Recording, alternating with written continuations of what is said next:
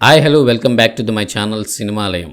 మా లైఫ్ ఏమైపోయినా పర్లేదు, టీఎఫ్ఏ బాగుండాలి. ఇప్పుడు కల్కి మూవీ చూసి వచ్చే గురు, సినిమా ఎలా ఉందో చెప్పే ముందు మా ఛానల్ని సబ్స్క్రైబ్ చేసుకోండి. ఇక మూవీ గురించి చెప్పాలంటే నాకైతే మూవీ నచ్చింది గురు, కానీ ఫస్ట్ హాఫ్ లో కొన్ని ల్యాగ్ సీన్స్ ఉంటాయి, ప్లస్ సాంగ్స్ కూడా బాగాలేదు. ఏ సాంగ్ బాగాలేదు అసలు. ఒక ఇంటర్వెల్ కి ముందు ఒక సాంగ్ ఉంటది, అదొకటి బాగుంది, అంతకు మించి ఇంకా సాంగ్స్ అసలు ఏమీ బాగాలేదు. వీటి మీద కొంచెం కేర్ తీసుకుని ఉండాల్సింది, వాటి వల్ల కొంచెం బోర్ కూడా కొట్టింది. ఇవి తప్పితే మూవీలో మైనస్ అని చెప్పడానికి ఏమీ లేవు. సినిమా చూసినంత సేపు ఒక హాలీవుడ్ మూవీ చూసినంత ఫీల్ వస్తుంది. మూవీ స్టార్ట్ అవ్వంగానే ఆ ప్రపంచంలోకి మనం వెళ్ళిపోతాం. మహాభారతం సీన్స్ చూపిస్తారు గురు, అవి చాలా బాగుంటాయి. 600 కోట్ల బడ్జెట్ లో ఇలాంటి మూవీ అంటే వర్తబుల్. అసలు బోరింగ్ అనిపిస్తుందా అనే టైంలో కొన్ని క్యామియోస్ ని దింపుతారు, కానీ కొన్ని ఇంకా బెటర్ గా చెయ్యొచ్చు కదా, క్యామియోస్ ని పెట్టారు ఇంకా చేయొచ్చు కదా అనిపిస్తుంది. కాకపోతే ఓకే. సెకండ్ హాఫ్ లో యాక్షన్ ఎపిసోడ్స్ అయితే చాలా బాగుంటాయి. ప్రభాస్ అండ్ అమితాబ్ బచ్చన్ గారి మధ్య యాక్షన్ ఎపిసోడ్స్ సరిగ్గా ఉంటే మామూలుగా ఉండవు. ప్రభాస్ యాక్టింగ్ కూడా చాలా బాగుంటది. పాతకాలం ప్రభాస్ ని మళ్ళీ మనకు తిరిగి వచ్చేసాడు అంతే. ప్రొడక్షన్ వాల్యూస్ కూడా బాగా యూజ్ చేసుకున్నారు నాగేశ్వరన్ గారు,